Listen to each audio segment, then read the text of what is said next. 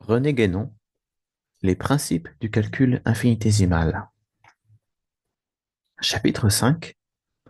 Questions soulevées par la méthode infinitésimale. Quand Leibniz donna le premier exposé de la méthode infinitésimale, et même encore dans plusieurs autres travaux qui suivirent, il insista surtout sur les usages et les applications du nouveau calcul, ce qui était assez conforme à la tendance moderne à attribuer plus d'importance aux applications pratiques de la science qu'à la science elle-même comme telle. Il serait d'ailleurs difficile de dire si cette tendance existait vraiment chez Leibniz, ou s'il n'y avait, dans cette façon de présenter sa méthode, qu'une sorte de concession de sa part. Quoi qu'il en soit, il ne suffit certes pas, pour justifier une méthode, de montrer les avantages qu'elle peut avoir sur les autres méthodes antérieurement admises, et les commodités qu'elle peut fournir pratiquement pour le calcul, ni même les résultats qu'elle a pu donner en fait. C'est ce que les adversaires de la méthode infinitésimale ne manquèrent pas de faire valoir, et ce sont seulement leurs objections qui décidèrent Leibniz à s'expliquer sur les principes, et même sur les origines de sa méthode. Sur ce dernier point, il est d'ailleurs fort possible qu'il n'ait jamais tout dit, mais cela importe peu au fond, car bien souvent, les causes occasionnelles d'une découverte ne sont que des circonstances assez insignifiantes en elles-mêmes. En tout cas, tout ce qu'il y a à retenir d'intéressant pour nous dans les indications qu'il donne à ce sujet, c'est qu'il est parti de la considération des différences assignables qui existent entre les nombres, pour passer de là aux différences inassignables qui peuvent être conçues entre les grandeurs géométriques en raison de leur continuité, et qu'il attachait même à cet ordre une grande importance, comme étant en quelque sorte exigé par la nature des choses. Il résulte de là que les quantités infinitésimales, pour lui, ne se présentent pas naturellement à nous d'une façon immédiate, mais seulement comme un résultat du passage de la variation de la quantité discontinue à celle de la quantité continue, et de l'application de la première à la mesure de la seconde. Maintenant, quelle est exactement la signification de ces quantités infinitésimales qu'on a reproché à Leibniz d'employer, sans avoir préalablement défini ce qu'il entendait par là?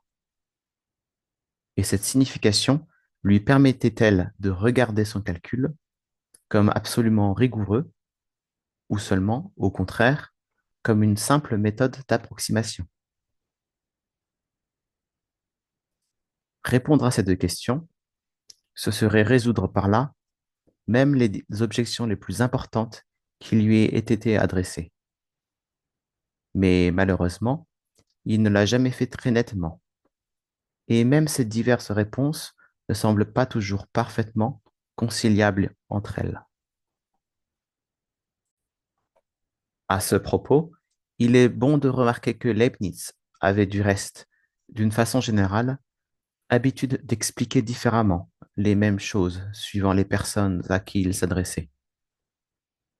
Ce n'est certes pas nous qui lui ferions grief de cette façon d'agir, irritante seulement pour les esprits systématiques, car en principe, il ne faisait en cela que se conformer à un précepte initiatique et plus particulièrement rosicrucien, suivant lequel il convient de parler à chacun son propre langage. Seulement, il lui arrivait parfois de l'appliquer assez mal. En effet, s'il est évidemment possible de revêtir une même vérité de différentes expressions, il est bien entendu que cela doit se faire sans jamais la déformer ni l'amoindrir, et qu'il faut toujours s'abstenir soigneusement de toute façon de parler qui pourrait donner lieu à des conceptions fausses. C'est là ce que Leibniz n'a pas su faire dans bien des cas.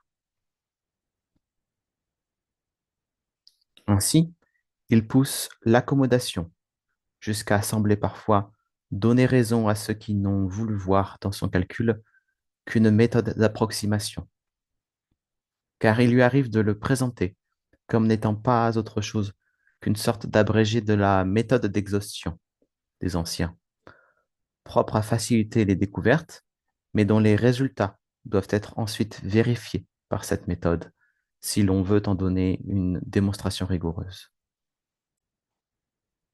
Et pourtant, il est bien certain que ce n'était pas là le fond de sa pensée, et que, en réalité, il y voyait bien plus qu'un simple expédient destiné à abréger les calculs. Leibniz déclare fréquemment que les quantités infinitésimales ne sont que des incomparables.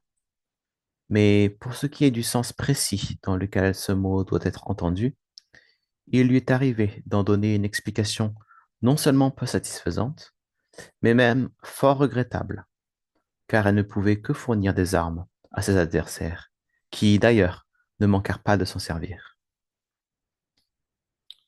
Là encore, il n'a certainement pas exprimé sa véritable pensée.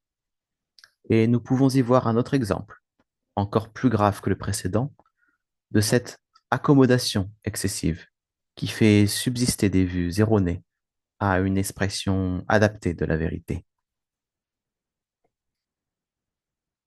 En effet, Leibniz écrivit ceci. On n'a pas besoin de prendre l'infini ici à la rigueur, mais seulement comme lorsqu'on dit dans l'optique que les rayons du soleil viennent d'un point infiniment éloigné et ainsi sont estimés parallèles. Et quand il y a plusieurs degrés d'infini ou d'infiniment petit, c'est comme le globe de la Terre est estimé à un point à l'égard de la distance des fixes. Et une boule que nous manions est encore un point en comparaison du semi-diamètre du globe de la Terre. De sorte que la distance des fixes est comme un infini de l'infini par rapport au diamètre de la boule. Car au lieu de l'infini ou de l'infiniment petit, on prend des quantités aussi grandes et aussi petites qu'il faut pour que l'erreur soit moindre que l'erreur donnée, de sorte qu'on ne diffère du style d'Archimède que dans les expressions qui sont plus directes dans notre méthode et plus conformes à l'art d'inventer. On ne manqua pas de faire remarquer à Leibniz que si petit que soit le globe de la Terre par rapport au firmament, ou un grain de sable par rapport au globe de la Terre, ce n'en sont pas moins des quantités fixes et déterminées, et que si une de ces quantités peut être regardée comme pratiquement négligeable en comparaison de l'autre, il n'y a pourtant là qu'une simple approximation.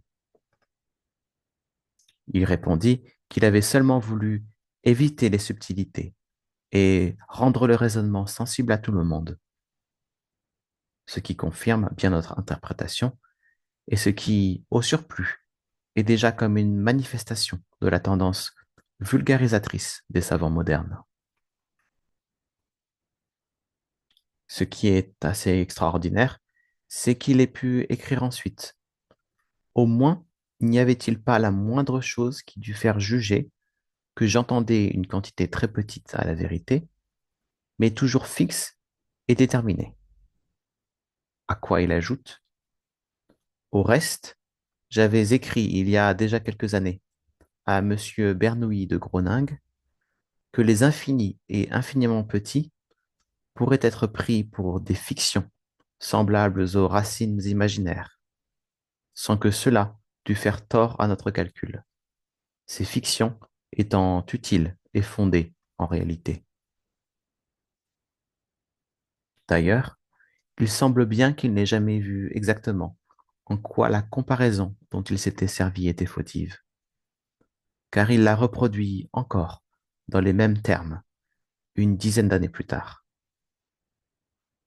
Mais puisque du moins il déclare expressément que son intention n'a pas été de présenter les quantités infinitésimales comme déterminées, nous devons en conclure que, pour lui, Le sens de cette comparaison se réduit à ceci. Un grain de sable, bien que n'étant pas infiniment petit, peut cependant, sans inconvénient appréciable, être considéré comme tel par rapport à la Terre. Et ainsi, il n'y a pas besoin d'envisager des infiniment petits, à la rigueur, qu'on peut même, si l'on veut, ne regarder que comme des fictions. Mais qu'on l'entende comme on voudra, une telle considération n'en est pas moins manifestement impropre à donner du calcul infinitésimal une autre idée que celle, assurément insuffisante aux yeux de Leibniz lui-même, d'un simple calcul d'approximation.